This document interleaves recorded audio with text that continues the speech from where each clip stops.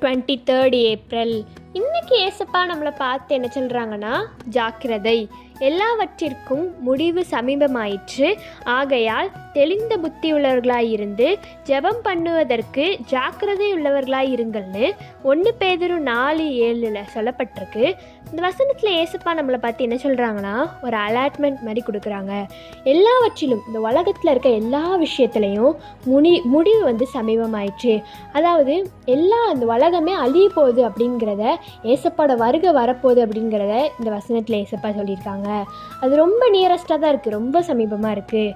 அதனால் நம்ம தெளிந்த புத்தி உள்ளவர்களாக இருக்கணும், நம்ம வசனத்தை பின்பற்றணும்.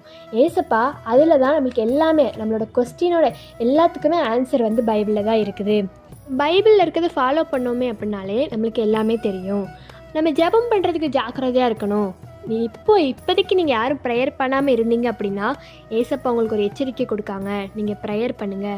ப்ரேயர் பண்ணாமல் யாருமே இருக்கக்கூடாது, இது கடைசி காலம்.